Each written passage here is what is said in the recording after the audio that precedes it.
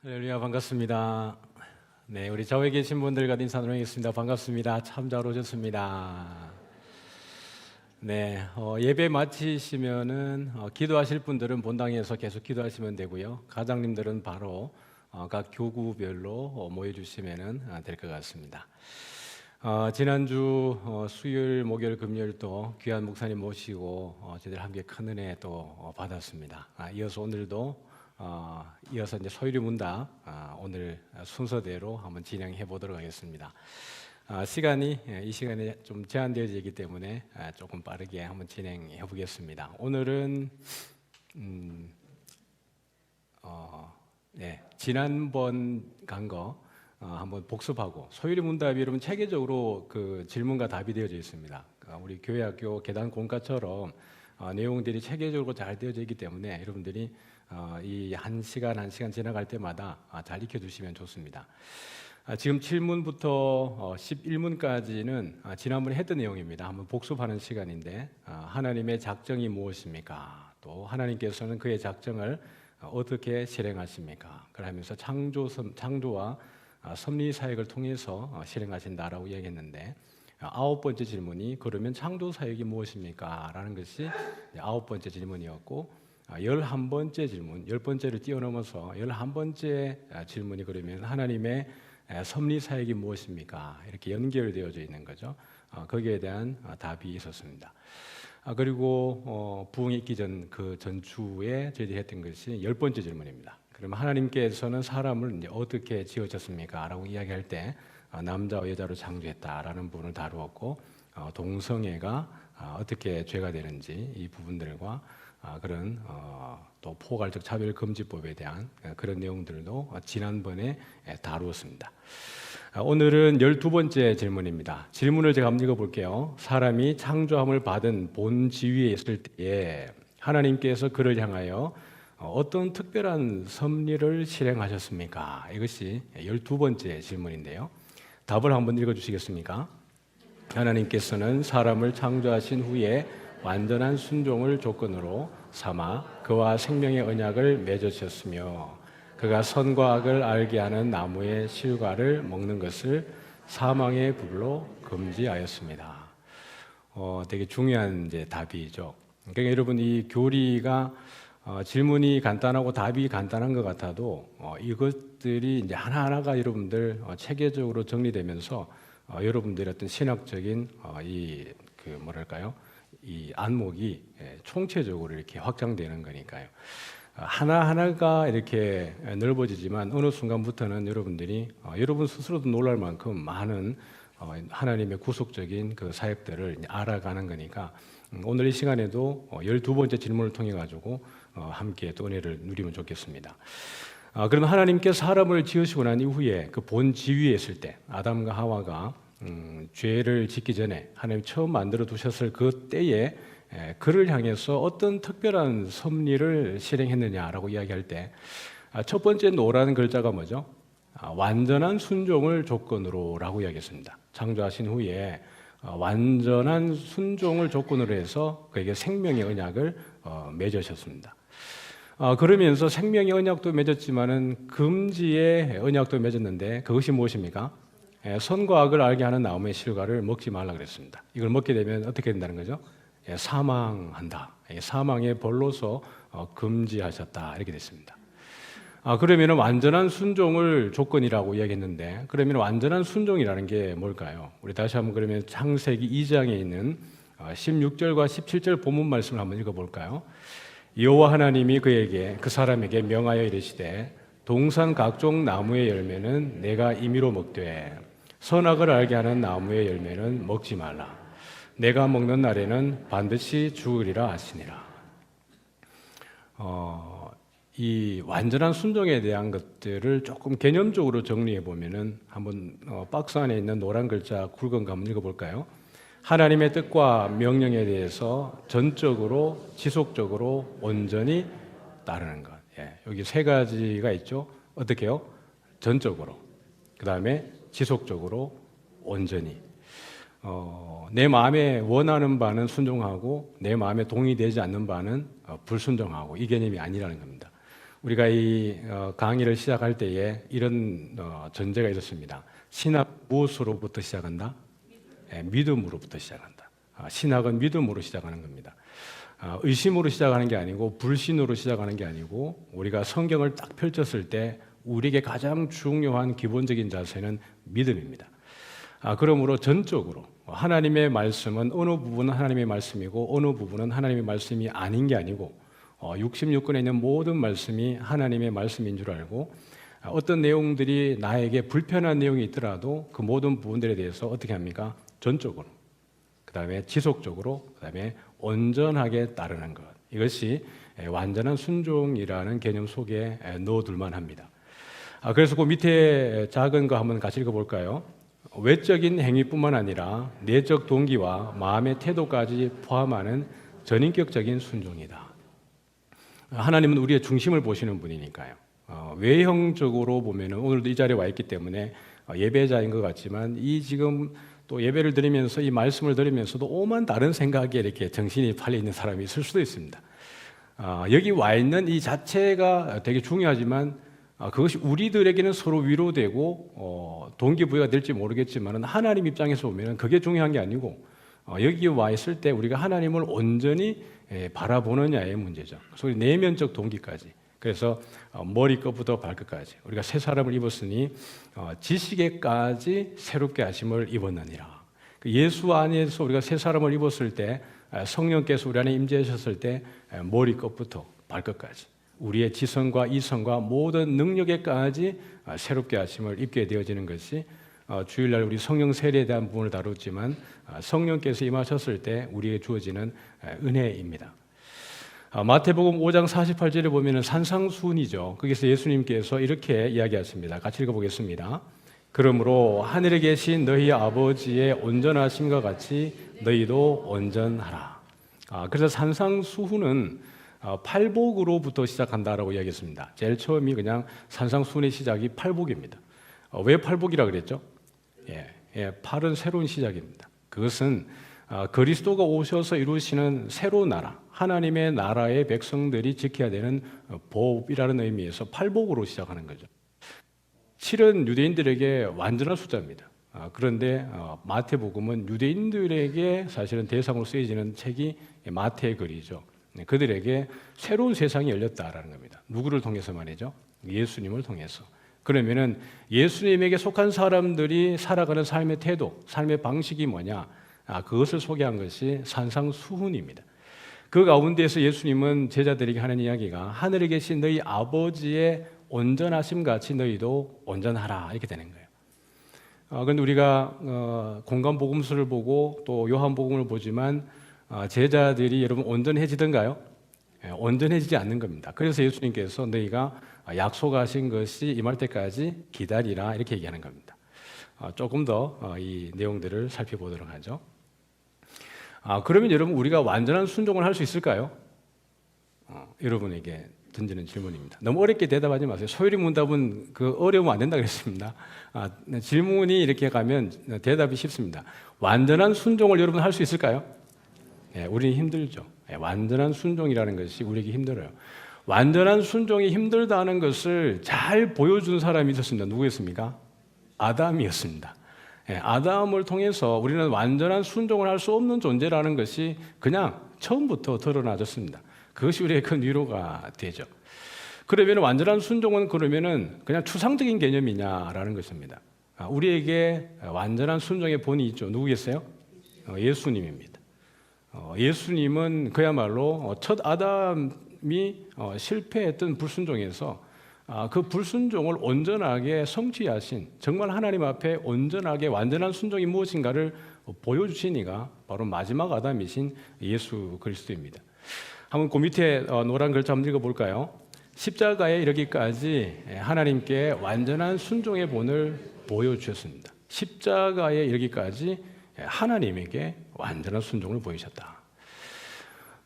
히브리서 5장 8절과 9절인데요. 같이 한번 읽어볼까요?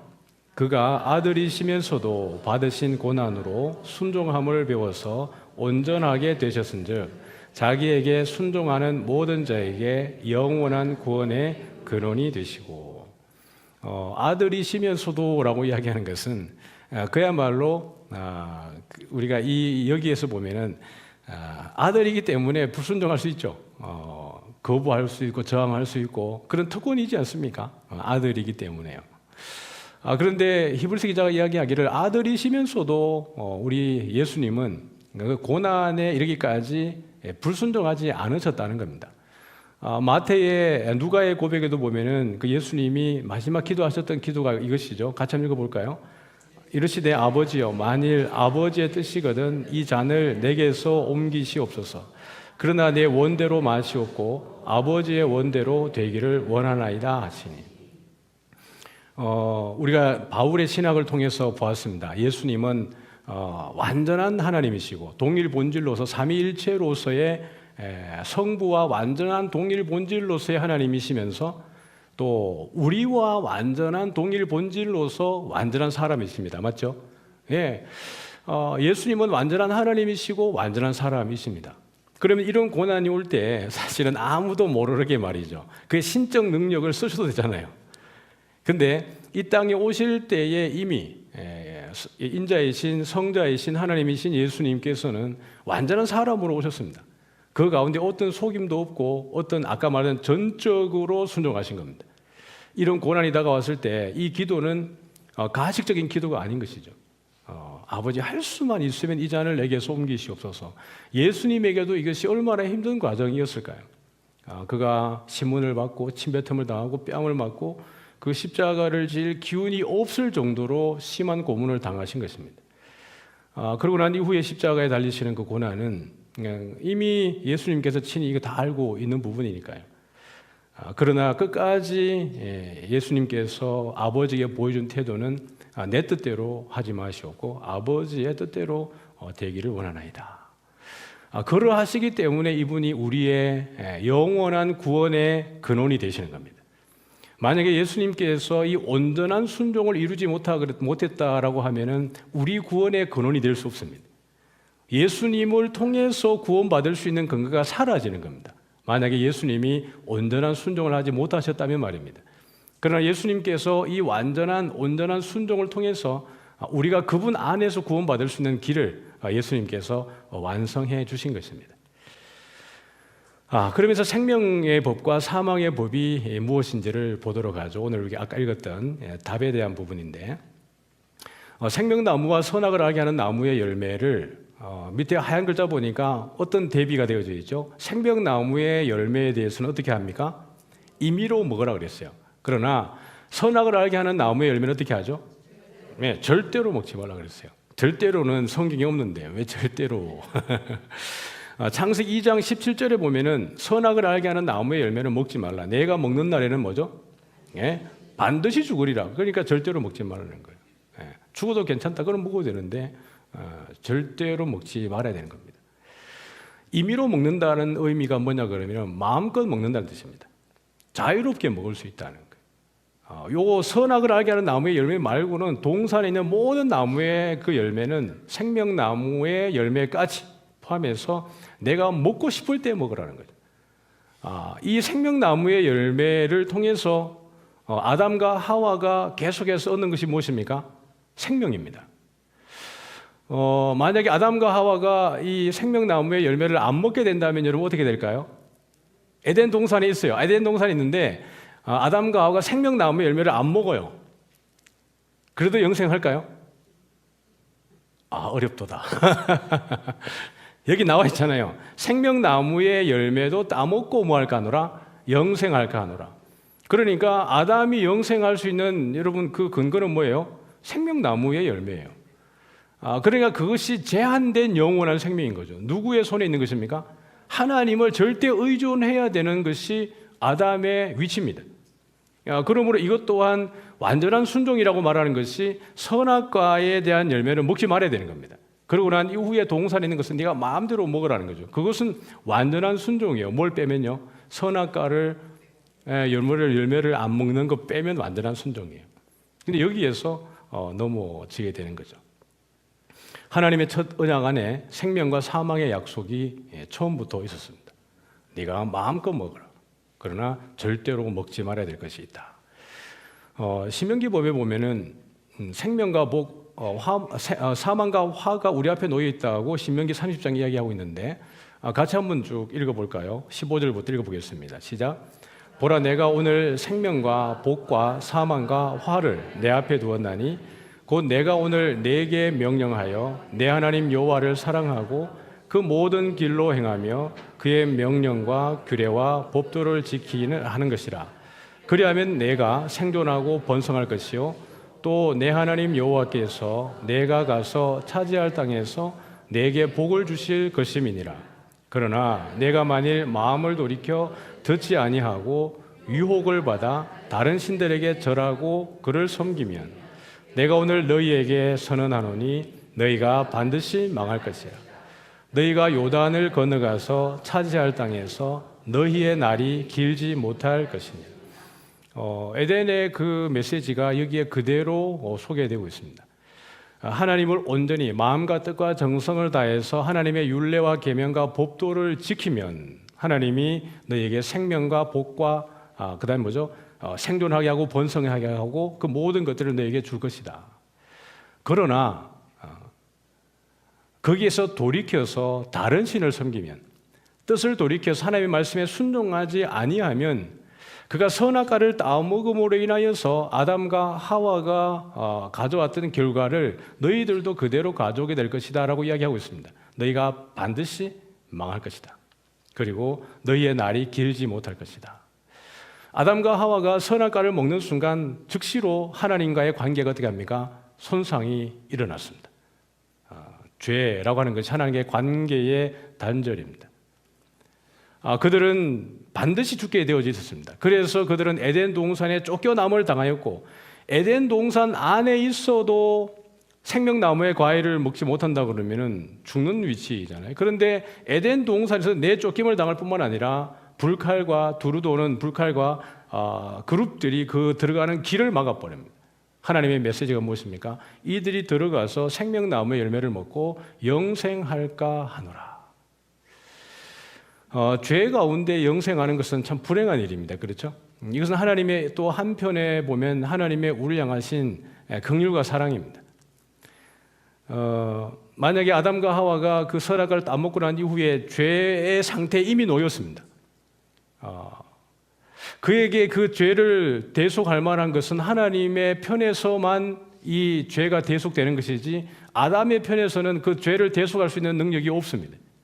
근데 만약에 그가 에덴 동산에 들어가서 생명나무의 과일을 계속 먹는다 그러면은 어떤 상태에 계속 놓이게 되는 걸까요?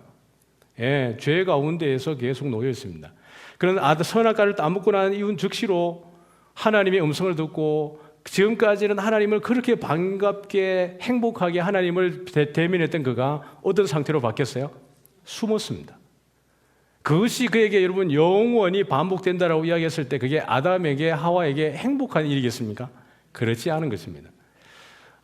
거기에서 하나님이 아담과 하와를 통해서 그에게 대속했다는 증거는 있죠. 가죽옷을 지어 입히시고 그의 죄를 덮어주신 것입니다. 죽음이 우리에게 복인 이유가 그것입니다. 우리 이 땅에 지속적으로 있는 것이 은혜죠. 예수 안에 있다는 것이. 그러나 예수 안에 있을 때 계속 행복한 날들을 맞이합니까? 그렇지 않은 겁니다. 우리에게 죽음이라는 것은 참 하나님의 복의 통로이기도 해요. 이 죽음을 통해서 우리 이 땅에서의 모든 수고가 끝이 나는 것이고 하나님 품에 안기는 것이거든요. 주님 다시 오실 때 재림할 때 그때 완전한 신령한 몸으로의 영원한 부활을 그때 영생을 누리게 되는 것이니까요. 그러므로 죽음이라고 하는 것은 아담에게도 우리에게도 사실 하나님의 또 은혜의 통로이기도 합니다. 그러니까 죽음은 부정적이고 불편한 것이라기보다는 우리에게 늘 사모하고 흠모할 만하고 기다릴 만한 것이 우리들에게 죽음이어야 한다라는 것입니다. 저도 죽음은 기다릴 만한 것입니다. 장례를 많이 집례하다 보면은 이 자리가 내 자리겠다라고 하는 그 마음이 들고 참 믿음의 경주를 끝까지 완주한 분들의 그 장례 그 뭐 저희들이 판단할 건 아니지만 그런 장례에 저희들이 집례할 때마다 부럽죠. 왜냐하면은 나는 내 믿음의 이 경주를 끝까지 완주해낼 수 있을까? 중간에 내가 어떻게 보면은 어떤 시험에 들어서 낙심했다가 정말 부끄러운 모습으로 내가 이 마지막을 내가 맞이하게 되진 않을까? 정말 내가 믿음의 경주를 바울이 말한 것처럼 끝까지 선한 싸움 싸우고 달려갈 길 마치고 믿음을 지켰으니라고 하는 고백을 나도 할 수 있을까에 대한 그런 불안한 마음이라기보다는 내게 남아있는 내 앞길에 대한 것들에 대해서 이분이 부럽다는 부러움입니다. 그러므로 여러분들이 늘 우리에게는 죽음을 기다리면서 사모하고 흠모하면서 오늘이라도 내가 주님께 안겼을 때 행복한 모습에 있다가 주님께 안기는 것이 참 좋은 일 아니겠습니까? 죄 짓고 하나님과 멀리 있다가 부름받는 것보다 늘 하나님의 일에 머물러 있다가 예수 안에 있다가 부름받을 때 그때가 가장 행복한 우리의 죽음이 아닐는지요.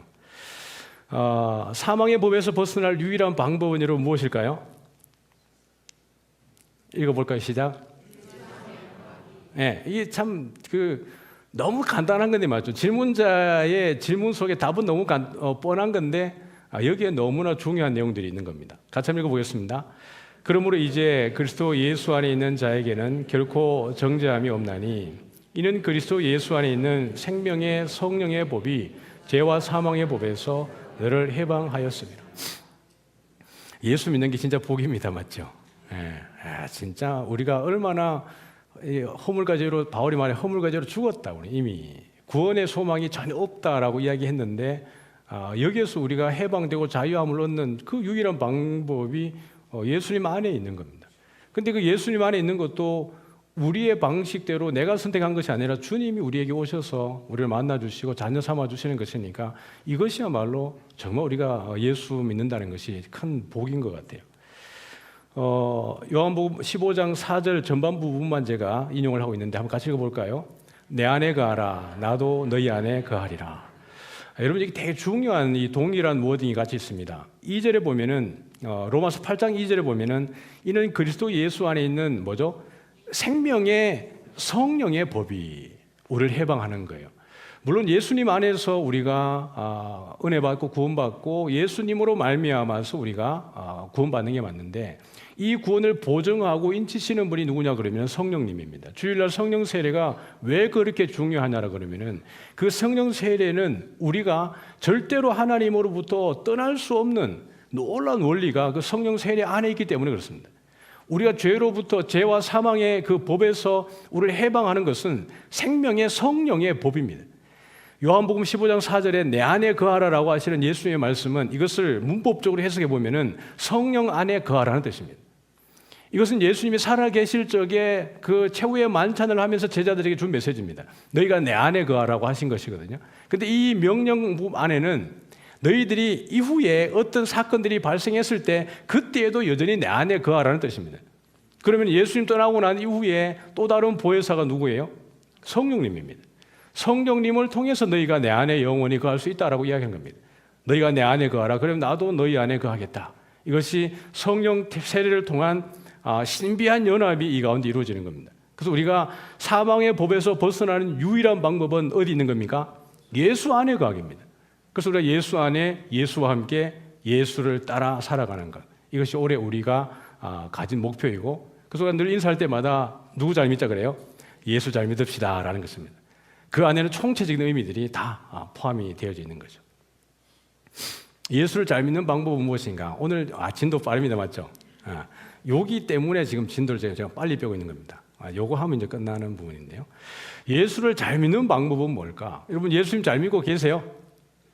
잘 믿고 있습니다. 여기 그래도 적어도 우리 이사학교 성도님들은 예수님 잘 믿고 계세요. 수요일날, 금요일날, 또 새벽기도, 또 주일날 예수 잘 믿고 있어요. 근데 예수 잘 믿는 게 어떤 게 예수를 잘 믿는 걸까? 열심을 내야 되죠. 게으름을 피우지 않고 복음에 합당하게 부지런히 살아내야 되는 부분이 있는데 지금 오늘 여기에서 되게 중요한 원리를 우리가 놓치면 안 됩니다. 이미 제가 이 부분은 여러 번 언급을 했는데 다시 한번 복습하는 의미에서 여러분과 함께 이 부분을 다시 다뤄보도록 하겠습니다. 갈라디아서 2장 20절입니다. 같이 한번 읽어보겠습니다. 내가 그리스도와 함께 십자가에 못 박혔다니 그런즉 이제는 내가 사는 것이 아니요 오직 내 안에 그리스도께서 사시는 것이라. 이제 내가 육체 가운데 사는 것은 나를 사랑하사 나를 위하여 자기 자신을 버리신 하나님의 아들을 믿는 믿음 안에서 사는 것이라. 내가 누구와 함께 십자가에 못 박혔다고요? 그리스도와 함께 십자가에 못 박혔다고요.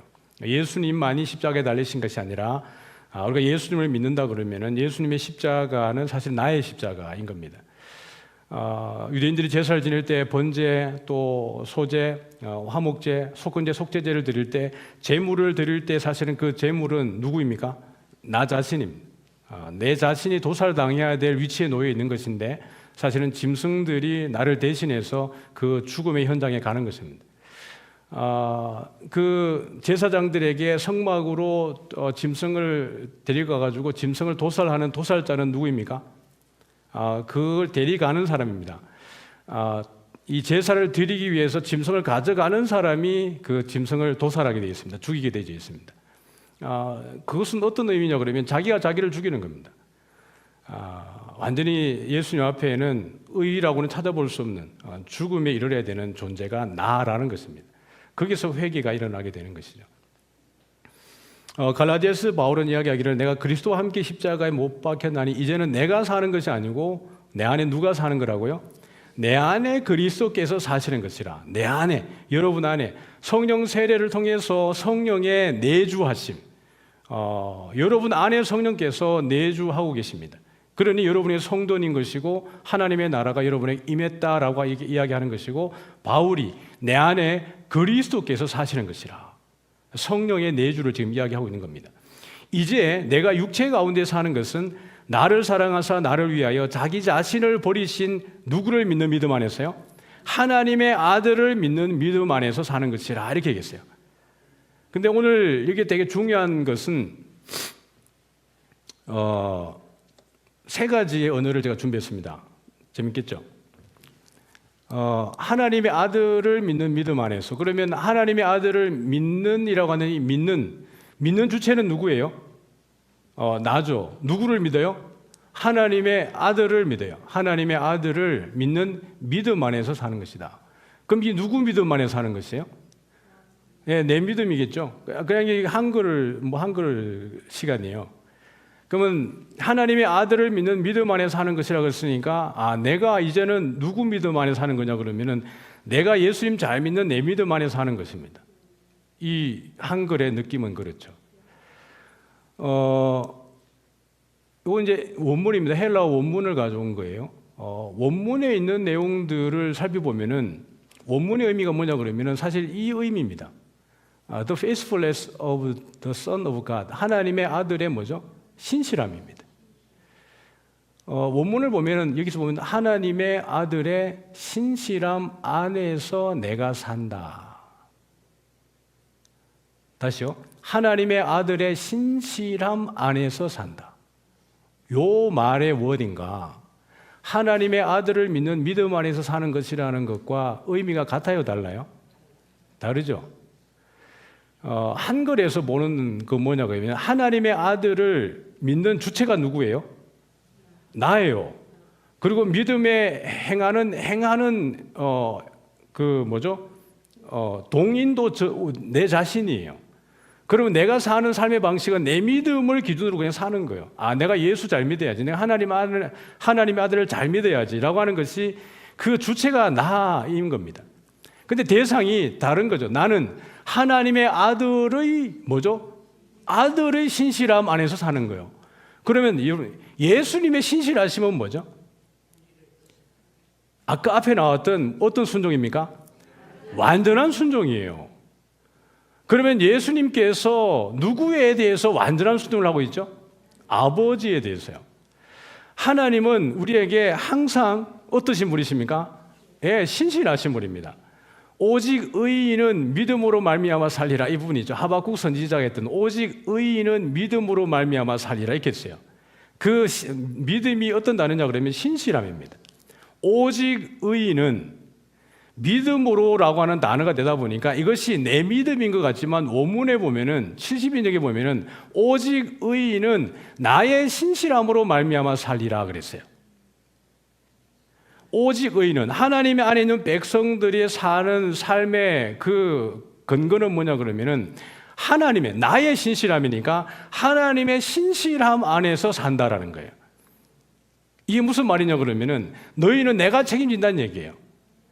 내가 너희들을 책임질 테니까 너희는 그냥 내 안에 있기만 해라는 뜻이에요.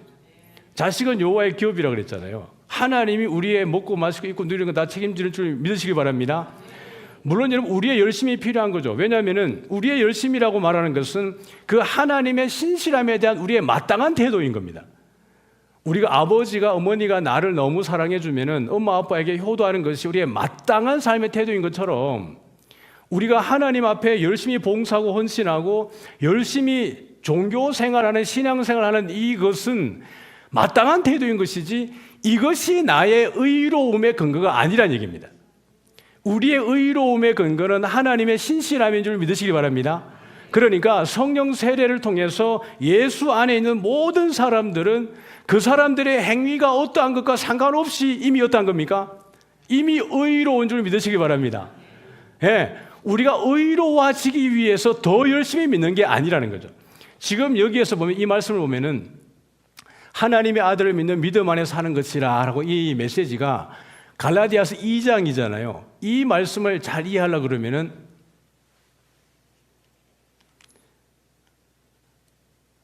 2장 16절 말씀을 먼저 봐야 되는 겁니다. 갈라디아서 2장 16절 말씀을 같이 한번 읽어볼까요? 시작. 사람이 의롭게 되는 것은 율법의 행위로 말미암음이 아니요 오직 예수 그리스도를 믿음으로 말미암는 줄 알므로 우리도 그리스도 예수를 믿나니 이는 우리가 율법의 행위로서가 아니고 그리스도를 믿음으로써 의롭다함을 얻으려 함이라. 율법의 행위로서는 의롭다함을 얻을 육체가 없느니라. 그러니까 지금 갈라디아서 2장 20절의 메시지는 갈라디아서 2장 16절의 메시지와 연결되어져 있습니다. 그러니까 갈라디아서 2장 20절의 메시지 속에 의롭다라는 단어는 들어가 있지 않지만 그 하나님의 아들을 믿는 믿음 안에 사는 것이라고 하는 그 우리 한글 성경에서 워딩 속에는 그러한 삶이 어떤 삶입니까? 의롭게 사는 사람의 삶의 태도인 것입니다. 이 16절과 연결되어 있기 때문에 말입니다. 그런데 사람이 의롭게 되는 것은 이라고 이야기하고 있는데요. 제가 괄호 1, 2, 3이라고 했습니다. 밑에 이제 이게 헬라어 원문입니다. 여기서 1, 2, 3이라고 제가 이야기했어요. 영어로 제가 1, 2, 3에 대한 부분을 적었습니다. 자, 지금부터 여러분들이 도형으로 한번 생각해 보시기 바랍니다. 이거 해석할 마음 없고요. 그러니까 여러분에게 도형으로 한번 여러분에게 한번 인식을 시켜드리겠습니다. 동일한 형태를 가지고 있는 것을 네모라고 한번 여러분이 이미지화 시켜보겠습니다. 동일한 형태는 네모, 동일하지 않은 다른 건 동그라미로 한번 생각을 해보겠습니다. 그러면 영어부터 출발해 보겠습니다. 영어로 보면은 1번과 3번이 형태가 똑같죠? 맞죠? 1번과 The Faithful of the Jesus Christ 똑같습니다. 맞죠? 예수 그리스도의 신실함입니다. 여기도 예수 그리스도의 신실함으로 되어 있죠. 그러니까 똑같은 거는 도형 뭐로 기억하라 그랬죠? 네모. 따라하세요. 네모. 네모죠. 그죠? 형태가 다른 건 뭐라고요? 동그라미. 왜냐하면 이제 헬라어 들어가면 어려우니까 그냥 도형화 제가 시켜드리는 겁니다. 2번은 형태가 다르니까 뭐죠? 도형으로 보면 동그라미입니다. 예수 그리스도를 믿는다는 겁니다. 그러면은 1번과 3번은 예수 그리스도의 뭐죠? 신실함입니다. 근데 2번은 뭐죠? 예수 그리스도를 믿는다는 거예요. 그러면 1번, 3번은 네모고 2번은 뭐죠? 동그라미예요. 그러면 형태가 달라요? 똑같아요? 세 개가 형태가 어때요? 어쨌든 같아요? 달라요? 달라요. 자, 여기 보면 여기도 1번, 2번, 3번을 여기 있는 걸 그대로 여기 있는 걸 밑으로 번역해 가지고 가져온 겁니다. 근데 여러분 참고로 보면은 영어 번역도 보면은 다 이렇게 되어 있지 않습니다. 이건 제가 번역을 원문에 맞추어서 갖다 놓은 거고요. 영어 번역 성경을 봐도 이 부분이 잘 해석이 되어 있지 않습니다. 원문의 글을 잘 못 가져와 있어요. 그래서 제가 이 부분을 가지고 있는데 여기 보면은 이제 1번과 3번이 도형이 뭐라 그랬습니까? 네모. 네모는 형태가 뭐라고요? 같다라고 이야기했잖아요. 그러면 1번을 보면은 예수 그리스도라고 되어 있습니다. 여기도 보면 요 크리스투가 똑같은데 여기가 보면은 네모 지금 네모 보고 있으면 네모 피스테오스하고 요 형태가 네모. 헬라 어려우니까 그냥 제가 도형화 시켜드리는 겁니다. 여기하고 도형이 같아요, 달라요? 같죠? 예, 요게 여기랑 같다는 겁니다. 2번 보니까 이 도형이 같아요, 달라요? 달라요. 동그라미예요. 뒤에 건 같은 것 같은데 달라요. 전치사도 달라요. 자, 그런데 그러면 이 위로 가보겠습니다. 1번, 2번, 3번이 여러분 볼 때 도형으로 봤을 때 다 무슨 도형 같아요? 세 개 다 똑같아요, 달라요? 세 개가 다 똑같아요, 달라요? 똑같죠? 제가 지금 이거 보여드리려고 다 도형화를 시킨 겁니다. 원문에서는 다른데 왜 한글 성경에는 다 세 개를 똑같이 번역했냐는 겁니다. 그러면 이것이 다르게 번역을 했을 때와 동일하게 번역했을 때의 차이가 뭔지를 보자고요. 자, 그러면 사람이 의롭게 되는 것은 이라고 이야기했습니다. 그러면 율법의 행위로 말하는 게 아니래요. 그러면 오직이라고 했으니까 여기 한번 읽어볼까요? 시작. 예수 그리스도를 믿음으로 말미암는 줄 알므로. 그러면 이 16절의 기준으로 한글 성경으로 봤을 때 사람이 의롭게 되는 것은 뭐죠? 예수 그리스도를 믿음으로. 누가 믿는 것입니까? 내가 믿는 거예요. 누굴 믿어요? 예수 그리스도를 믿어야 어떻게 된다고죠? 의로워지는 거예요. 아, 그러니까 우리가 열심히 잘 믿어야 내가 의로워지는구나라고 하는 것에 대해서 의로움의 근거가 주체가 누구에게 있는 거죠? 나에게 있어요. 한글 성경에서 말입니다. 그러면 과연 원문에서도 그런가를 한번 보자고. 원문의 1번이 뭐냐 그러면 이거예요. 예수 그리스도의 뭐죠? 신실함이에요.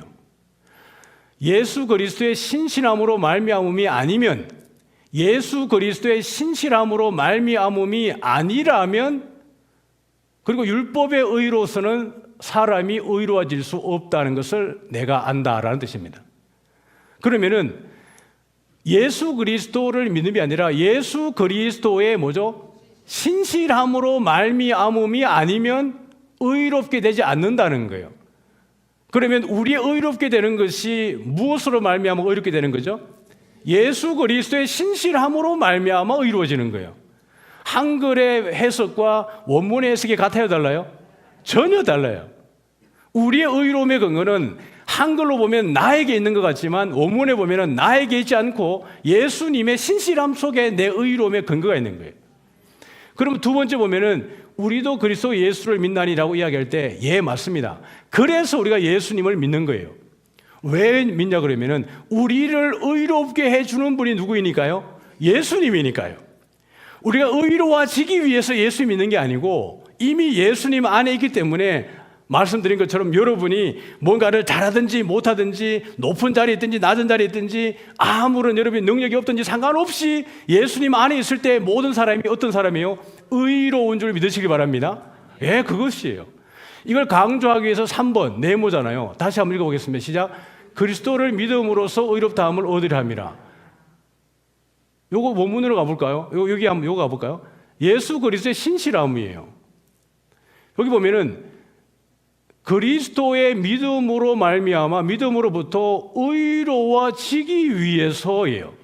그리스도의 신실함으로 말미암아 의로워지기 위해서 예수 그리스도를 믿는다예요.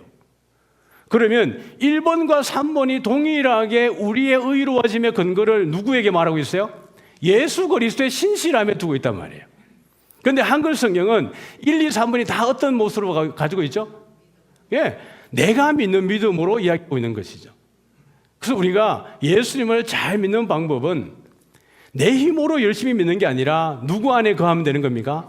예수님 안으로 들어가면 되는 겁니다. 성령 세례를 통해서 어찌하든지 내가 예수 안에 머물기로 애쓰고 노력할 때 그때에 여러분들이 저절로 예수 잘 믿게 되는 줄 믿습니다. 왜냐하면 내 안에 계신 성령께서 그런 힘을 주시거든요. 오직 성령이 너희에게 임하시면 너희가 권능을 받고 너희는 내 안에 거하라. 그러면 내가 너희 안에 거하리라. 너희가 내 안에 있지 않으면 아무것도 할 수 없지만 내 안에 있으면 너희들이 그때 많은 열매를 맺게 될 것이다. 그것은 예수님이 그들과 함께 모여서 최후의 만찬을 하면서 너희들이 내 안에 거해 이렇게 말씀하시지만 실제로 그 말의 워딩의 문법적 의미를 보면은 너희들이 보혜사 성령 안에 있어야 돼. 그러면 너희들이 저절로 열매를 많이 맺을 거야 라는 뜻입니다. 예, 오늘 말씀을 정리하겠습니다. 오늘 여기까지입니다. 다시 보면은 자, 다시 이 질문을 여러분 읽어주시겠습니까? 시작. 사람이 창조함을 받은 본 지위에 있을 때에 하나님께서 그를 향하여 어떤 특별한 섭리를 실행하셨습니까? 자, 답도 한번 읽어보죠. 시작. 하나님께서는 사람을 창조하신 후에 완전한 순종을 조건으로 삼아 그와 생명의 언약을 맺었으며 그가 선과 악을 알게 하는 나무의 실과를 먹는 것을 사망의 벌로 금지하였습니다. 예, 완전한 순종의 모델이 여러분 누구죠? 예수님입니다. 예수님께서 오셔서 이 완전한 모든 순종을 통해서 우리의 영원한 구원의 근원이 되셨습니다. 우리가 정말 그 생명의 법에 온전히 있기 위해서는 여러분 누구 안에 있어야 돼요? 예수 안에 있어야 돼요. 예수 가장 잘 믿는 방법은 뭘까요? 하나님의 아들의 신실함 안에 사시기를 축복합니다. 예, 여러분의 열심이 아니고요. 그 안에 있다 보면은 자연스럽게 하나님이 여러분에게 힘을 다하시고 열심을 내게 하고 은혜 충만하게 하고 그렇게 될 줄 믿습니다.